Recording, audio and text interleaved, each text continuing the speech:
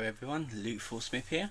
So I beat Resident Evil Requiem or Resident Evil 9. Incredible game. It was like really good game. It was like, I thought it was going to be like Resident Evil 6, like with like the action based Leon segments, but it kind of wasn't, but it was kind of yes at the same time. However, it didn't feel like playing Resident Evil 6 to me. It felt like playing Resident Evil 4 remake a little bit. Now this will have spoilers, so I'm going to put it in the title so you don't have to watch it if you haven't beat it yet. But it's one of those which like got you playing like more and more to find out the truth. At the end of the game, it's basically Grace Ashcroft is Alyssa Ashcroft's daughter, and you have to do this. You basically have to go on a investigation to the Wentworth Hotel where her mother was killed 8 years ago, and like try and figure out all these like murders that happened there, like do a bit of investigating into mysterious murders that happened at this hotel. Then later on you basically get kidnapped by Victor Gideon, who wants you because you're apparently the chosen one. So you're trying to figure out why is Grace the chosen one. In the meantime, Leon has been assigned a mission to investigate essentially other murders, like in the area of Wentworth Hotel, which technically it wasn't linked to him trying to find Grace, but they just happened to meet each other at the care center a bit like earlier in the game, like after the hotel segment. So it basically goes as like, oh, you can't select like who you want to play first. It's basically you're playing. It's the cats are fighting again. You're playing as one character, and then something will happen, and then you're playing as the other character, and then just go a little bit like that, like characters that have been processed, that sort of thing. Now with Grace, it's mainly stealth and like stealthy kills, that sort of thing. She's very limited on handgun ammo. However, you can craft. She has a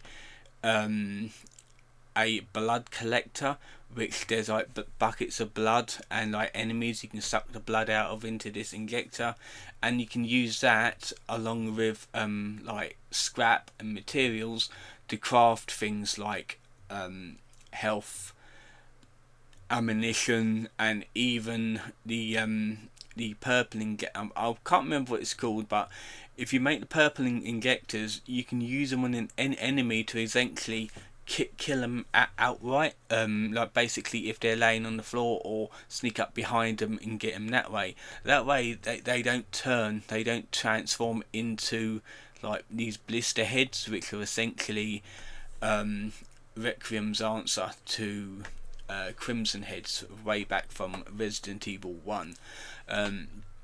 Now this game is actually set. What was it set? It's set. I thought it was going to be set in 2028. It's set in 2026, like nowadays, and it's happened 28 years after the events of Raccoon City. Now, Raccoon City plays a very important role in this game, obviously, because you're going back there. There's secrets in Raccoon City that needs to be uncovered after all these years. And basically, like Leon, later on in the game, has to go back there and figure out what is going on, because Grace has been taken there by Victor Gideon, who's this like really like scabby, like crack face old man, like scientist. But he thinks that, like I said, like he thinks Grace is the key, which turns out that she kind of is, but kind of isn't. Like, there's nothing special about her. Does turn out that Oswald Spencer, that was her. Well, that was his. Well, not child, but someone that was created and looked after by Spencer. And then after Spencer died, this is why I put spoilers in the in the title. He ends up giving Grace to Alyssa Ashcroft to look after his death, which that is why obviously she thinks that, well, she thought that Alyssa was her mother because she was only a baby when Alyssa adopted her. So that obviously made Victor Gideon think that Grace was the chosen one, or that her blood is special, that sort of thing.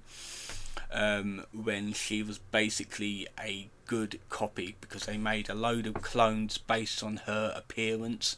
They made like child versions of her, like they started back in the 90s and they just continued on. The Raccoon City Orphanage does play a key role in this, kind of did in Resident Evil 2. You do get to play a little bit in the orphanage as Chloe, a little girl that was there in the 90s, and then you basically figure out like a little bit of the secrets in there. You get to go into another lab, which is not necessary. It's the Ark now. It's basically the Ark. I'm essentially thinking it's like the Ark of the Covenant, sort of thing. But with Leon, he is infected. There's a thing that happens to survivors in Raccoon City called the Raccoon City Syndrome. It's a strain of the T virus that lays dormant in people, and it basically shows itself years after the incident in Raccoon City. Basically, Sherry Birkin's got it because obviously, yeah, she's in it because you've seen the trailers before. So Sherry's in it, she's infected with it. Grace, no, Grace is not infected with it because she wasn't part of the Raccoon City incident. She wasn't even born. Like, well, she was, but she wasn't in the area at the time it happened. And I'm kind of guessing that Alyssa had it as well, but she wasn't showing any symptoms, I don't think. But it did turn out that you do go back to Raccoon City afterwards. Grace meets Emily, who is a child subject in the care centre, which is Grace's main section of the game. Earlier in the game, Emily is blind. She's got cataracts. Part of her treatment, apparently. And there's also like giant monsters who were essentially children. Really harsh experiments they was doing on kids to making them turn out like that. But Emily does get transformed and gets taken out by Leon, and the hag creature where everyone thought it was Alyssa, it wasn't. It was another little girl called Marie. I'm pretty sure it was Marie because there was an empty cell in the room where Emily was, and there was a hole where she dug herself out after she transformed. So yeah, like I said, you do go back to Raccoon City as Leon. Like Grace has went there as well, but obviously she has no idea like of being in Raccoon City because she wasn't even around. I think she heard like news stories from Alyssa Ashcroft, though, her adopted mother. But as it goes on, you do go back to iconic areas like the RPD, Raccoon City, that sort of thing. You do fight a giant spider. Yes, the giant spider is back. Only one, and there's like little baby spiders as well. Turns out the BSAA has been setting up camp there. and they were trying to get Elpis, which is the project slash virus in the game. However, it turns out not to be by the by the end of it. But I thought it was a virus. But by the end of it, before I found out what it really was. So yeah, the BSAA was there. They wanted to get into the Ark to retrieve Elpis. I thought Chris would be with him, but it wasn't at the time. And you do go back to the RPD after doing a major scavenger hunt in Raccoon City as Leon. This is like Leon's biggest section. Other than like before the Leon the big Raccoon City section, Leon sections has only been like 10-15 minutes each. So bit short, but luckily they did extend the Leon section a bit for Raccoon City. So yeah, there's a lot of iconic places like the police station where you have to go through to discover that Zeno or Zio, basically a fake Wesker. I didn't believe he was the real Wesker anyway. He was like a fake Wesker. Same voice actor as Resident Evil 4 remake Wesker though. Kind of makes sense. But yeah, he did take Grace to the RPD, and essentially because you need to go through the RPD to get to the orphanage, because that's where the Ark is. The Ark is underneath the orphanage. So while in the Ark, it turns out that you've been attacked by the Umbrella soldiers, the elite soldiers, and their commander, which again, people believe it's Hunk, but I don't think it was Hunk. However, if you return it after beating him, he's not there. So it might be Hunk. So mainly because again, it's the same voice actor as Hunk in the Resident Evil 2 remake. So yeah, and because obviously he'd be infected, but I'm guessing he cured himself somehow, because obviously he's like still active. With Leon, like as the game progresses, he's getting even more weaker to the stage 3 of the Raccoon City syndrome. So he's like he's going to be dead by the end of it. I did think that he was going to die by the end of it, and that would be like Leon's story finished, like officially sort of thing. But Grace is there to essentially continue on and like fighting Umbrella, that sort of thing.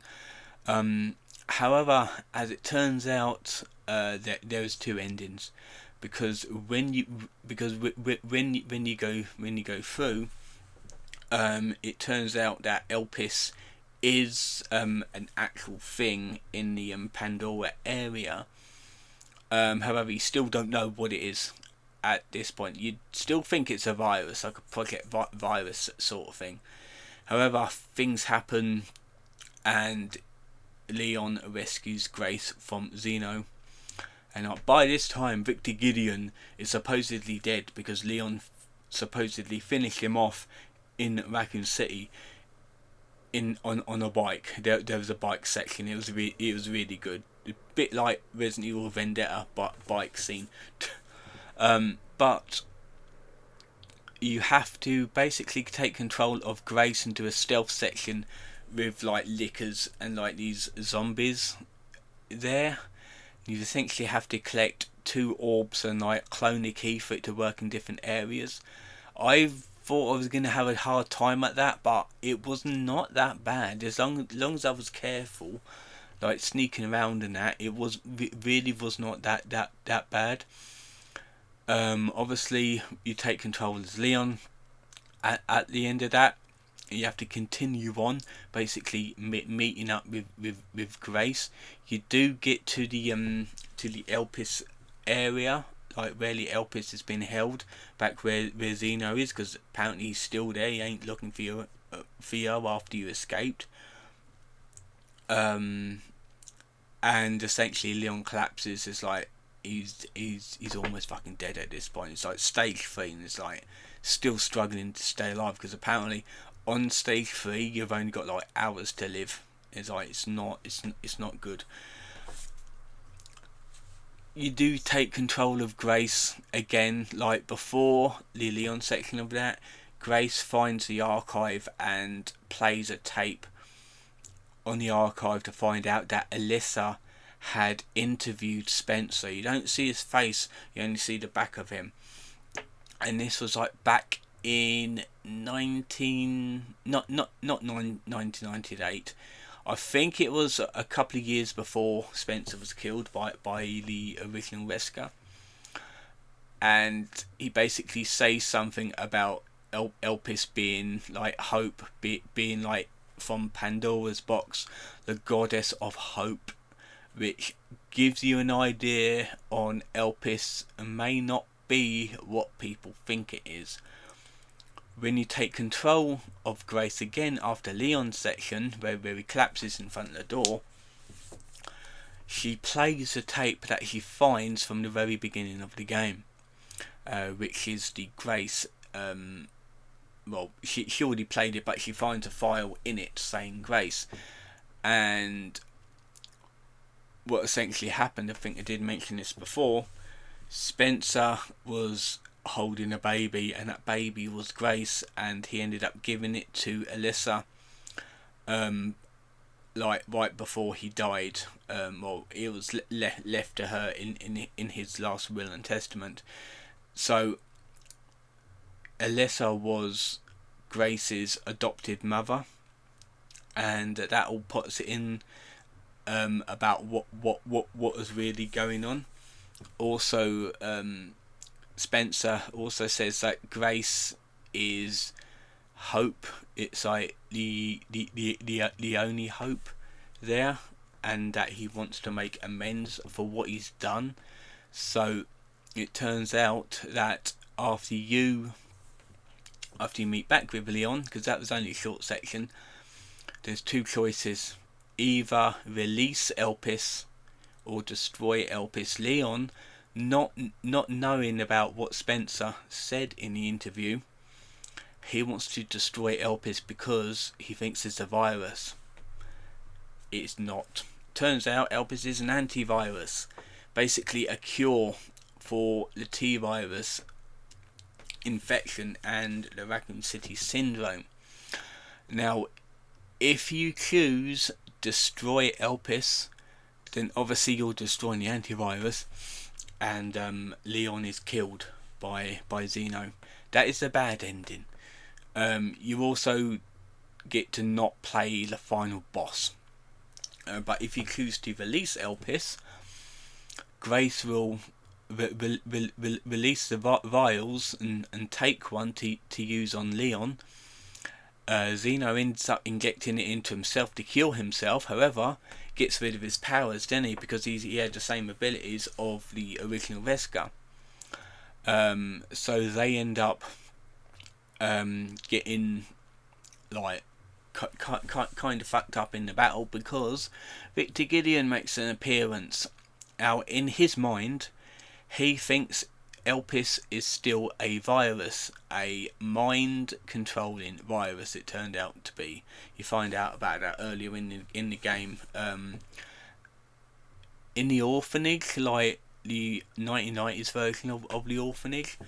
So that then, like, obviously, Victor Gideon got it in his head that it's a mind control virus made by Spencer as his last ever virus, that sort of thing. So he doesn't know what Elpis really was, because he's been lied to by Spencer and Zeno. So obviously, like, Grace and Leon have to try and survive the fall. They do. Grace ends up injecting Leon with the cure that heals him. Zeno is dead because he got his head cut off by Victor Gideon, and it's like essentially a two-stage boss fight with Victor Gideon and Leon. Essentially kind of straightforward. It's not a hard boss at all. However, the final transformation of Victor Gideon is essentially the last boss fight with Nemesis in Resident Evil 3 remake.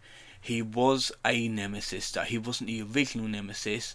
He was a type of Nemesis bioweapon. Like, he did have the Nemesis virus in him. And yeah, he's basically very similar. He could shoot the little like orbs on his body. I used the machine gun on him. It really is not hard on his second transformation, and you can essentially kill him that way. They do escape, even though it's kind of a like, it kind of made you think that they died anyway, because all the lights went out and they thought, oh, this is it. Like, this is a bad ending again.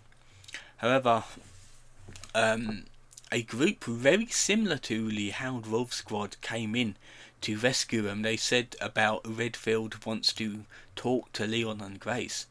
The only problem is you don't see Chris Redfield in the game. It's like he's not in the game, but he was working in the background. He obviously knew what was going on, because of, like, Sherry must have told him. So basically it was a successful mission, and it turns out that Emily wasn't killed by Leon. He said that he missed all of her vitals, and at the very end of the ending scene, you do see that she's been rescued, still like partly monster form, but she was like intact inside the monster. I don't know how that happens, but she was able to survive.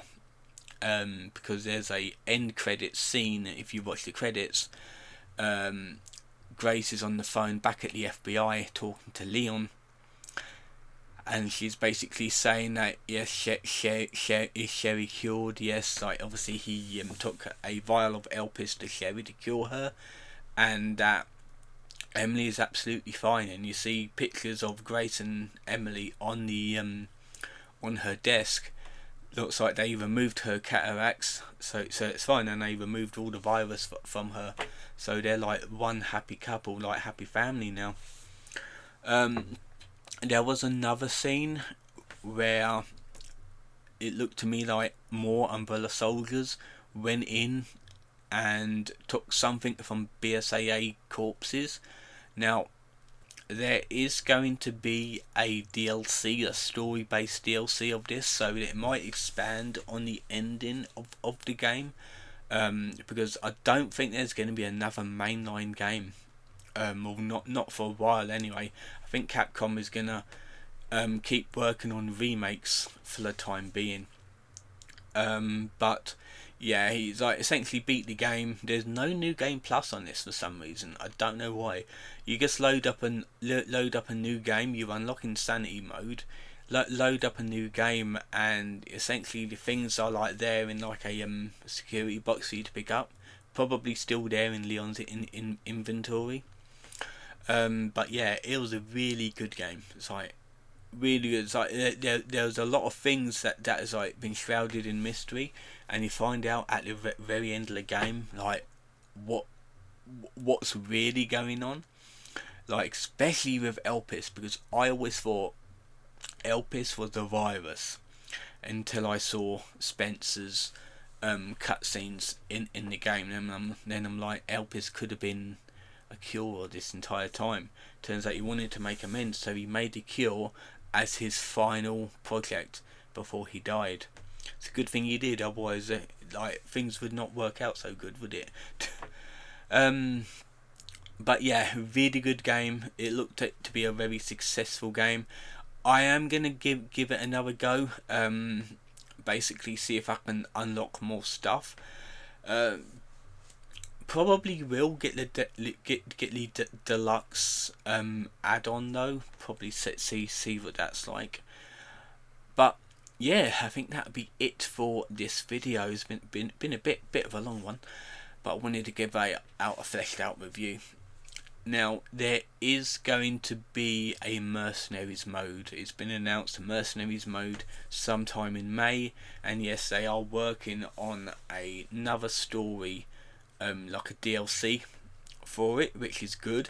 Hopefully it'll be a lengthy DLC like Ada's separate raids mode in Resident Evil 4 Remake. That'll be nice. Also, no Ada. It's like, where's Ada in it? I thought that Ada would be in this one, mainly because she had a model that was scrapped in Resident Evil 8. So I would have thought they would have just reused that model and just put her in Resident Evil Requiem, which would have been what's flying? It's a bloody moth up there.